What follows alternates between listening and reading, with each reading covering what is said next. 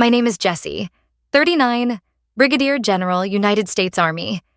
At 18, my father threw me into a snowstorm with a broken suitcase. The door clicked shut. The cold bit deep, but years later, the salute belonged to me. What would you have done? Subscribe and tell me. My name is Jessie Cooley, and before anyone ever called me General, I was an 18-year-old girl standing in my father's living room in Kennebunkport, Maine. The fire in the hearth gave off the sweet scent of pine logs, but there was nothing warm about that room. The storm outside raged against the windows, but the blizzard I'll never forget was in my father's eyes. Arthur Cooley was a man who never needed to raise his voice. He dismantled people the way a surgeon cuts flesh, precisely, without hesitation, leaving nothing intact. That night, he fixed his gaze on the curve beneath my sweater, the life growing inside me, and he spoke with a calm so cold it could kill. "The matter will be handled quietly," he said, as though my unborn child were an inconvenience to be filed away, not a heartbeat I already loved more than my own. My mother stood by the window, her hands twisting the fabric of her apron, eyes locked on the snow outside. She didn't look at me, didn't speak, just shook her head the smallest fraction when I mouthed, "Please." My brother Daniel leaned against the wall, arms folded, lips curved in a smirk. He was always the golden boy, the heir to my father's ambitions. That night, he played the executioner's assistant, enjoying every second. "Get her out of here," my father ordered, his voice a gavel striking down. Daniel pulled my battered old suitcase from the closet. I'd taken it to summer camp years ago. Now he dragged it across the hardwood, the screech echoing through the silence, and flung it onto the porch. The cheap latch broke and my life spilled across the snow. Sweaters, a copy of To Kill a Mockingbird, a few photographs. He looked down at me as I scrambled to gather them, his voice dripping with venom. "Should have thought before you spread your legs, little sister." Humiliation burned hotter than the fire at my back. My breath froze in the air, my hands raw against the icy porch planks as I stuffed clothes back into the broken case. My father didn't move. My mother didn't intervene. Daniel didn't stop sneering. That was the moment I understood. This wasn't punishment. It was erasure. I stood finally, suitcase clutched to my chest, hair wet with melting snow. Through the window, my mother peeked at me for half a heartbeat before the curtain fell. The heavy oak door closed with a thud and the click of a deadbolt that might as well have sealed a coffin. I walked. No one followed. My boots sank into drifts, the Atlantic wind cutting straight through my thin coat. By the time I reached the bus station, my body was trembling so violently I could hardly lower myself onto the cold plastic bench. Fluorescent lights buzzed overhead, indifferent to the collapse of my world. I pressed a hand against my stomach and whispered to the life inside me, "I'm still here." That night wasn't just the end of my childhood. It was the first march of my life. A march into exile, into survival, and eventually into a war I never imagined I'd fight. The question that hung in the frozen air was not what I had lost, but who I was about to become. The bus took me as far as Portland, Maine. It wasn't far from Kennebunkport in miles, but it felt like another planet. Instead of the grand home with polished wood floors and lace curtains, I found myself in a cramped attic apartment above a diner. The air was permanently steeped in the smell of stale coffee, frying bacon, and cigarette smoke. The wallpaper was yellowed, the ceiling angled and low. But it was mine. It was the only place that would rent to a pregnant 18-year-old with nothing but $20 in her pocket. I learned quickly that survival didn't come with glory. It came with grease. From 6 in the morning until mid-afternoon, I waited tables downstairs, balancing plates that felt heavier each week as my belly grew. From 5 in the evening until midnight, I scrubbed dishes in a seafood restaurant by the wharf. The steam scalded my face, the detergent cracked my hands until they bled. I ate whatever scraps were left at the end of a shift. Cold fries, half-finished bowls of chowder. Every coin I earned went into an old coffee tin I hid in my closet. That was Rachel's future. People noticed me, but not with kindness. Whispers followed me like shadows. Customers stared at my belly with judgment that said more than words. One afternoon, a woman with silver hair and manicured nails sat at the corner booth. She never smiled. When she left, I found her napkin on the table. In delicate cursive, it read, "You should have kept your legs closed." I held it in my hand, trembling while the smell of her untouched coffee still lingered in the air. For a moment, shame washed over me. The same brand my father had tried to burn into my skin, but I crushed the napkin into a ball and threw it in the trash with the rest of her scraps. That day, I decided shame would never feed my daughter. In that sea of contempt, there was one quiet exception. An older man sat at the far end of the counter every morning at 7 sharp. Gray hair cut short, back straight, eyes sharp but calm. He ordered the same thing. Black coffee, no sugar. He read the Portland Press-Herald cover to cover, hardly speaking a word. For months, we exchanged nothing more than nods when I refilled his cup. But he watched. Not in judgment, not in pity. He watched like someone who had seen battles of his own. It was a Tuesday when the silence broke. I was bone-tired, my arms shaking as I tried to lift a fresh pot of coffee to the burner. Rachel had kicked all night inside me, restless as I was. My hand slipped, nearly spilling the pot. That's when he looked up from his paper. "You okay, kid?" 4 words, but in a world that had given me nothing but condemnation, they felt like a lifeline. I nodded weakly, unable to trust my voice. He didn't press. He just nodded back, turned the page of his paper, and went on with his morning. Still, something shifted. The wall I had built to survive cracked just a little. A week later, he slid something across the counter with his tip, a yellowed newspaper clipping, folded neat. "Read this when you get a chance," he said. His voice was gravelly, low but steady. That night, I sat on my mattress under the sloped roof, Rachel turning somersaults in my belly, and unfolded the clipping. It was a passage from Theodore Roosevelt. "It is not the critic who counts." The credit belongs to the man who is actually in the arena, whose face is marred by dust and sweat and blood. The words blurred with tears, but for the first time in years, they weren't tears of shame. They were recognition. I wasn't worthless. I wasn't ruined. I was in the arena, fighting every single day, marred but unbroken. The old man had given me more than a quote.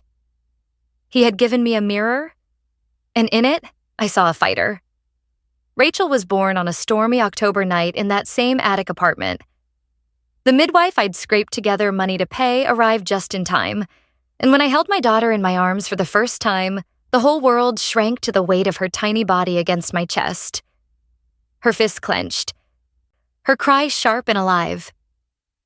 I made her a promise then. "You will never be discarded the way I was." For nearly a year, I lived for that promise. My days were a blur of shifts, exhaustion, and stolen moments of joy with Rachel. Then, one morning, an envelope arrived.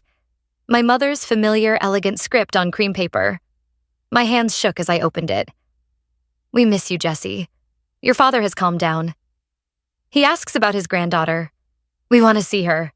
We want to see you." It was bait, and I should have known better. But hope is a dangerous thing. Against my better judgment, I agreed to meet.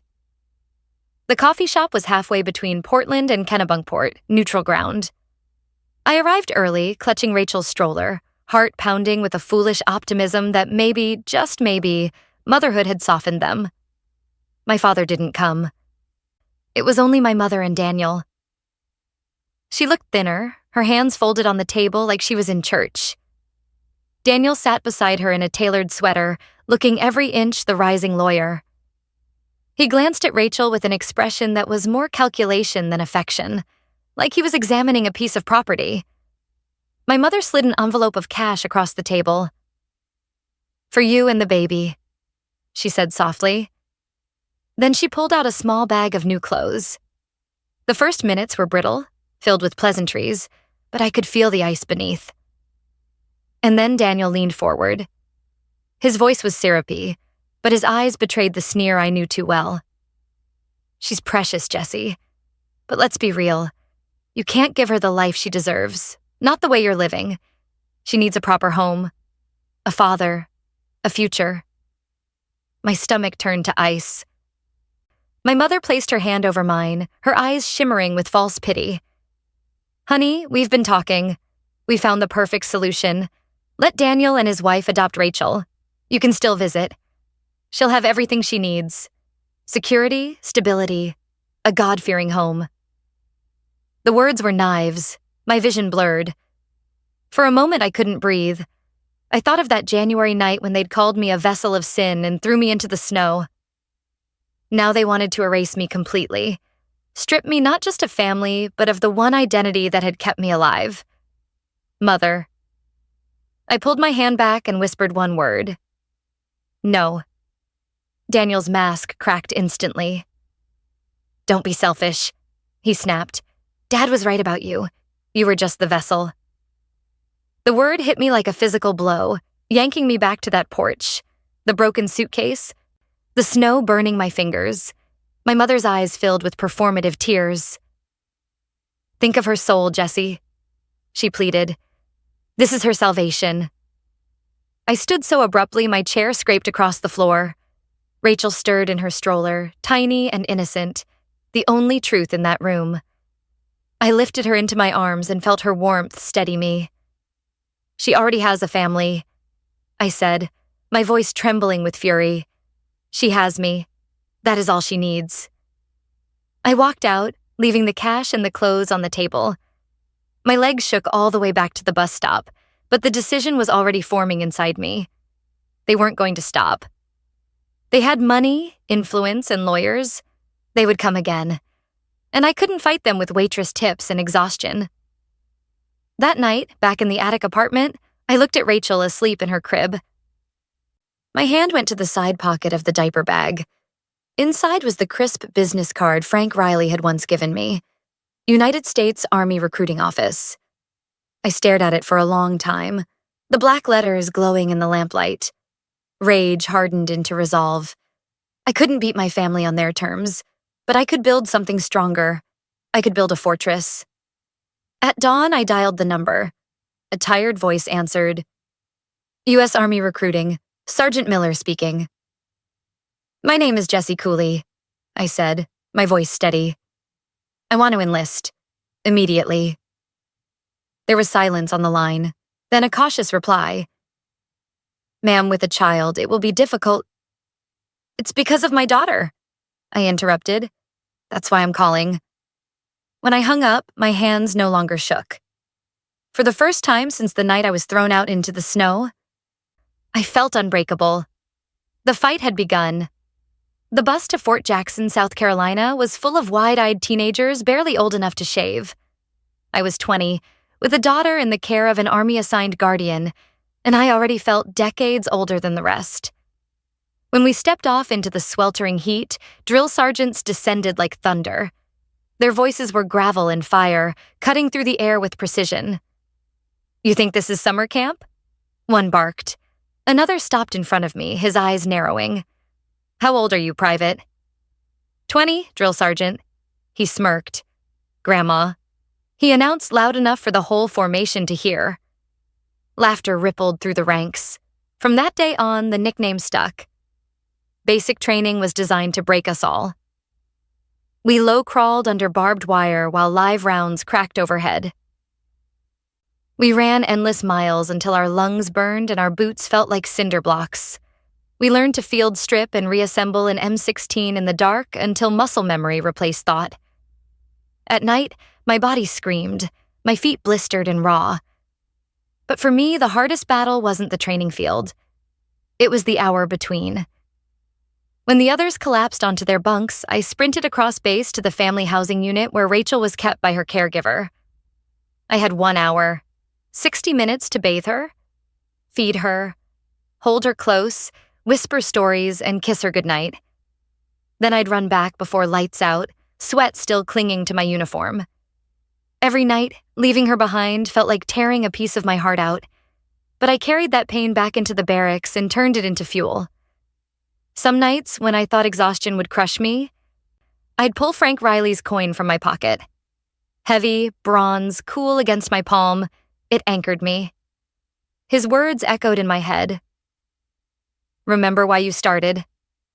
The other recruits mocked me less as the weeks wore on. I didn't cry during fire guard duty. I didn't complain when the ruck marches stretched past 10 miles. I just kept moving. Quietly. Steadily. One day, during a timed field exercise, a male recruit in my squad landed wrong after scaling a wall. His ankle twisted, the sound sickening. The drill sergeant's voice came over the radio. "Leave him. Complete the mission." For a split second, I froze. Every lesson told me to obey, but every instinct told me that leaving him behind wasn't the soldier's way. I dropped my pack, used the combat first aid I'd been drilled on, and with the help of another recruit, Diaz, the same girl who'd once laughed at me, we hauled him across the finish line. Dead last. That night, I braced for punishment. Instead, my company commander called me in. He studied me for a long time before speaking. "You disobeyed a direct order, Private Cooley." "Yes, sir," I answered. "You also refused to leave a soldier behind." His lips twitched into the faintest smile. "There's a difference between stubbornness and leadership. Don't waste it." From then on, things shifted. The snickers about grandma faded. Diaz became more than just a fellow recruit. She became a sister. The drill sergeant began pointing to me as an example. "Look at Cooley," he roared one morning. "She's got more reasons to quit than all of you combined. But she's still here. What's your excuse?" 10 weeks later, I marched across the graduation field as the distinguished honor graduate of my company. Out of 200 recruits, the single mother they mocked had finished first. When I spotted Rachel in the crowd, tiny hands clapping, waving a little flag, I knew every mile, every blister, every tear had been worth it. This wasn't just basic training. It was the beginning of the fortress I had promised her. Basic training had changed me, but it was only the first step. My test scores and performance caught the eye of my company leadership. They encouraged me to apply for officer candidate school. The idea terrified me. I was just beginning to find my footing as a soldier, and the thought of standing out even more seemed like a setup for failure. But I remembered the promise I made in that attic room in Portland. I would build Rachel a fortress. A soldier wins battles, but an officer leads them. Officer training at Fort Benning was nothing like basic. It wasn't just sweat and muscle. It was strategy, tactics, endless nights of study and field exercises that tested not only endurance but judgment. We led patrols, wrote operations orders, and stood before instructors who dissected every decision we made. The pressure was relentless, but in a strange way, it felt familiar. I had already lived under scrutiny. I had already survived years of being told I was never enough. Compared to that, map coordinates and mission briefs felt almost simple. The day of my commissioning, the sky was clear, the air buzzing with the sound of families gathering on the parade field. When they called my name, a small figure broke from the crowd. Rachel, now 5, dressed in a little blue dress. With the help of my captain, she pinned the single gold bar of a second lieutenant onto my shoulder. Cameras clicked, people cheered, but for me, the only thing that mattered was the look in her eyes. She wasn't just watching her mother. She was crowning the fortress she had inspired. Deployment followed soon after. Iraq. The air was thick with dust and diesel exhaust, the heat rising off the tarmac in shimmering waves. I led a signal platoon, communications, the nervous system of our operations. The work was technical, procedural, often thankless but essential. I enforced checklists, ran maintenance cycles, and kept my soldiers sharp. They didn't need speeches. They needed consistency, discipline, and someone who would not break under the strain. I thought I had left my family's poison behind in Maine. But one sweltering afternoon, while waiting for a convoy, another lieutenant shoved a tablet into my hands. "Hey, Cooley, check this out. Your old man's making news back home." On the screen was a headline from the Portland Press-Herald. State Senator Arthur Cooley. Family and sacrifice are the bedrock of our nation. Underneath was a photo of my father, looking dignified, speaking at a Veterans Day event. My stomach churned. My father, the man who had thrown me into a blizzard, called my daughter a sin, tried to take her from me, was building his re-election campaign on the very values he had betrayed. Family. Sacrifice. He had turned my scars into his platform. As if fate were mocking me, a letter arrived that same week. My mother's handwriting, looping and perfect, like it had been in all those notes she left for church groups and charity events. I opened it in my tent under the dim glow of a single bulb. Your father has changed. He asks about Rachel. Family should be together. The words didn't sting anymore. They rang hollow, a sermon recited too many times to mean anything. I folded the letter carefully, stepped outside into the desert night, and dropped it into a burn barrel. The paper curled and blackened, her words dissolving into ash. The desert wind carried the smoke away. That wasn't just a letter burning. It was the last piece of hope I'd ever had that they might change. I understood then that forgiveness without truth is just surrender. Respect without accountability is nothing but theater. If there was ever going to be peace between us, it would not come from quiet reconciliations behind closed doors. It would come from the truth spoken out loud, in the full light of day. That night, I lay in my cot, staring at the canvas above me, listening to the distant thud of mortars. I thought of my father's speech, of my mother's letter, and of Rachel's tiny hands pinning my bars. And I made myself a promise. One day, my family would face me. Not as their discarded daughter, but as the officer I had become. The truth would not stay buried. 21 years after that night in Maine, the one where the deadbolt sliding shut severed me from everything I knew, my father's black Lincoln pulled into my driveway in Arlington, Virginia. By then, the house I lived in wasn't a borrowed attic above a diner. It was a quiet, stately brick home, bought with decades of service pay, hazard duty stipends, and promotions earned one grueling step at a time. Inside its walls, medals hung in neat rows.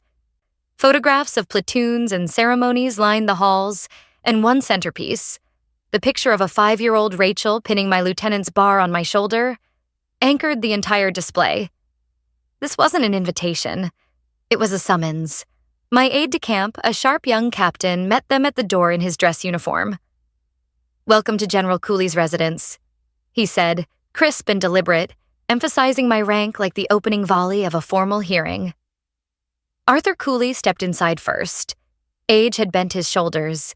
Illness had stolen the weight from his frame, but the air of entitlement was still there, clinging to him like cologne. My mother followed, quieter, eyes darting nervously across the room as if searching for an escape. Daniel, balding now and carrying the posture of a corporate lawyer, lingered at the back. His gaze scanning the furniture, the photographs, even the silverware with the same acquisitive glance he'd had when he dragged my suitcase onto the porch 2 decades earlier. But this time, it was not their territory. The living room was already occupied. Frank Riley, older now but still unshakable, sat near the fireplace. My old drill sergeant, now a sergeant major, stood by the window, his posture radiating iron discipline. Beside him was Captain Diaz, once the recruit who called me Grandma, now a decorated officer in her own right. All of them in uniform, all of them silent. They weren't there for spectacle. They were there as witnesses, a wall of earned respect against which no politician's rhetoric could stand. My father cleared his throat, the way he always did before stepping behind a podium. His voice carried that same false sincerity he'd once used to dismantle me with surgical calm. "We all make mistakes," he began. "What matters is that family finds a way to forgive, to move on. Jessie, your success, it reflects the strength of where you came from, of who we are as a family." I didn't interrupt. I didn't argue. I let him finish, every word digging him deeper into the grave of his own hypocrisy. My silence was deliberate, steady, more unnerving than rage could ever be. When the room finally fell quiet, I stepped forward. My uniform was immaculate, the single star on my shoulder catching the light. My voice wasn't raised. It didn't need to be. It cut through the air like a scalpel. "No, Mr. Cooley. I said, using his surname like a formal charge. "We will not move on until we first speak of the truth." I turned, my gaze landing on each of them in turn. "This man," I said, gesturing toward my father, "threw his pregnant daughter into a snowstorm and told her she was no longer his child."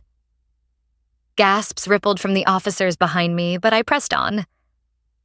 "This woman," my eyes shifted to my mother, stood by a window and watched in silence as it happened.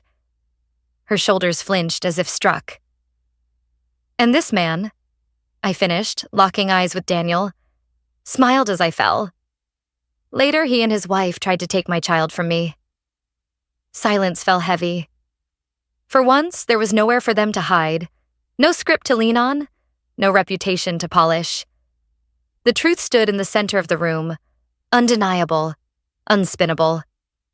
I watched my father's face pale, his lips parting as if to shape a rebuttal, but no words came. The weight of 3 uniforms. The eyes of soldiers who lived by honor and sacrifice pressed against him. For the first time in his life, Arthur Cooley's authority evaporated. His head bowed, not in dignity, but in surrender. A whisper, ragged and strangled, slipped from his mouth. I was wrong. The words didn't restore anything. They didn't heal 2 decades of scars, but they stripped the last remnants of power he had ever held over me. In that moment, the chains of shame and inadequacy dissolved. I stood straighter. Behind me, the quiet wall of my chosen family stood unblinking. Ahead of me, the man who had defined my childhood was nothing more than a frail old man whispering his defeat. I didn't feel triumphant. I didn't feel vengeful. I just felt free. After that day in Arlington, the word forgiveness took on a different meaning for me. It wasn't a neat bow tied on 21 years of betrayal. It wasn't about pretending the past never happened or suddenly opening my arms to the people who had discarded me. Forgiveness, as I came to understand, was simply removing their power to wound me again. Life didn't settle into a fairy tale. It rarely does. My father lived his final years quieter, diminished not only by illness, but by the silence he could no longer command. My mother grew older with a sorrow in her eyes that no prayer could soften, and Daniel carried his own brittle pride into middle age. There were dinners and holidays where we sat in the same room, not as a healed family, but as something closer to a negotiated truce. Respectful distance replaced open warfare. That was enough. The real legacy wasn't in them. It was in Rachel. She grew into the kind of woman I used to dream of becoming at her age. Brilliant, resilient, compassionate. When she began law school, she told me she wanted to fight for children caught in custody battles, for single parents crushed by the same judgment I once faced. She wanted to be the glue where families had fractured. That was her rebellion. That was her inheritance. On the wall of my home office, medals gleamed under soft light. The Distinguished Service Medal, the Bronze Star, campaign ribbons from deserts and mountains. But right in the middle, between all the polished achievements, hung a photograph of an 18-year-old girl standing in the snow with a broken suitcase. Her eyes were wide with fear, but somewhere in them was the same ember that still burned in me decades later. Without her, there would have been no general, no Rachel, no fortress built from discipline and love. Now, when I stand at the Pentagon window before dawn, the city lights winking below, the star on my shoulder doesn't feel like a weapon or a shield. It simply feels like truth. Not the kind spoken into microphones at campaign rallies, but the kind you earn through quiet endurance, one humiliating drill, one freezing night, one battlefield decision at a time. And that is why I tell this story. Not for revenge, not even for vindication, but to leave behind one simple lesson. Quiet doesn't mean weak. Respect is not something to be rationed out only to the loudest voices or the favored sons. Authority, real authority, comes from competence, from discipline, from standing tall even when the world calls you trash. Have you ever seen someone underestimated until they proved everyone wrong? Tell me in the comments. I'd be honored to hear your story. Don't forget to like this video, subscribe, and hit the bell icon so you never miss the daily stories we share here on Echoes of Revenge. Every day, one new story of protocol, respect, and the hidden strength that changes everything.